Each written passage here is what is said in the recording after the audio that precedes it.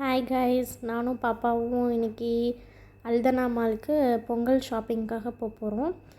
நாங்கள் 2 பேரும் மட்டும்தான் தனியாக போனோம். அவங்க வேலைக்கு போனதுனால நாங்கள் 2 பேரும் மட்டுமே பஸ்ஸில் போனோம். அதுக்காண்டி நம்ம வீட்டிலேருந்து பஸ் ஸ்டாண்டுக்கு ஃபஸ்ட்டு போய்க்கணும். பஸ் ஸ்டாப் வந்து என்னென்னா நம்ம ஊர் மாதிரி இங்கே இருக்காது. இங்கே பஸ் ஸ்டாப் போட்டு அங்கே ரெட் கலரில் இருக்கும், அங்கே தான் பஸ் நிற்கும். அந்த இடத்துக்கிட்ட நம்ம போய் நின்றா அவங்க பஸ் ஆட்டோமேட்டிக்காக அங்கே வந்துடும், அந்த டோர் ஓப்பன் ஆயிரும். இங்கே நம்மளுக்கு வந்து பஸ் ஸ்டாப்னு அங்கே எழுதியிருக்கிறது உங்களுக்கு தெரியுதா? இந்த இடத்துல தான் பஸ் நிற்கும். நம்ம இந்த இடத்துல நின்றால் தான் பஸ்ஸு நிப்பாட்டுவாங்க.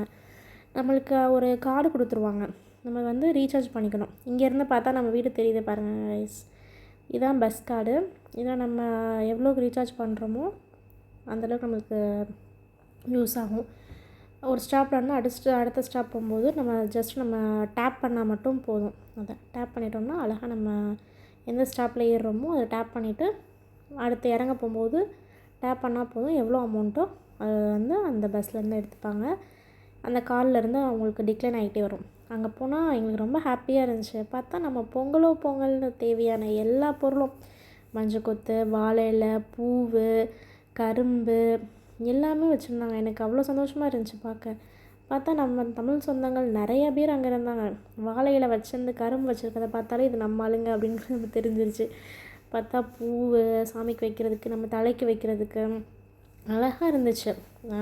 பார்க்க அவ்வளோ சந்தோஷமாக இருந்துச்சு. அபுதாபிலையும் பொங்கல் திங்ஸ் எல்லாம் இருக்கணும். உங்களுக்கும் இனிய பொங்கல் நல்வாழ்த்துக்கள்.